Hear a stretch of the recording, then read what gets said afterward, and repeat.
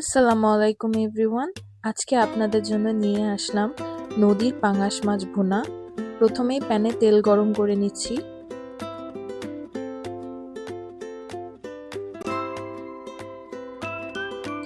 পর্যাপ্ত পরিমাণ তেল দিয়ে গরম করে নেব।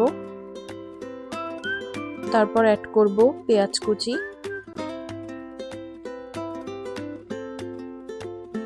তার মধ্যে দিয়ে দিচ্ছি সামান্য একটু লবণ এবং ভালো করে নেড়েচেড়ে মিশিয়ে নিচ্ছি।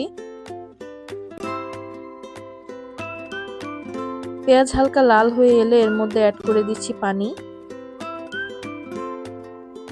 দিয়ে দিচ্ছি পরিমাণ মতো হলুদ গুঁড়ো,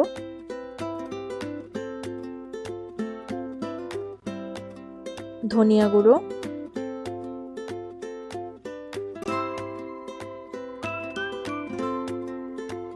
মরিচের গুঁড়ো,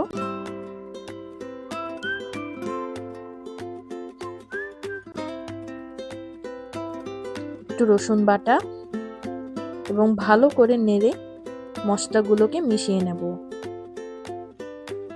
এ পর্যায়ে বন্ধুরা ভালো করে মশলাটিকে কষিয়ে নিতে হবে যতক্ষণ পর্যন্ত মশলা শুকিয়ে তেল উপরে চলে না আসে সে পর্যন্ত।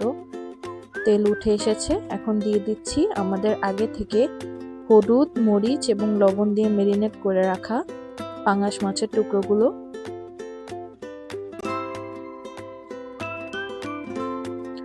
মেরিনেট করে রাখলে মাছের মধ্যে আলাদা একটি স্বাদ ঢুকে, তখন মাছটা খেতে সুন্দর হয়।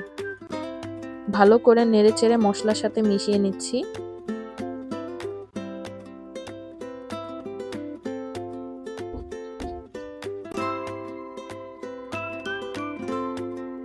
এই পর্যায়ে পানি অ্যাড করে দিচ্ছি কষানো হয়ে গেলে। পরিমাণ মতো পানি অ্যাড করতে হবে যেন মাছগুলো ভালোভাবে সিদ্ধ হতে পারে। ভালো করে নেড়ে চেড়ে মিশিয়ে নিচ্ছি।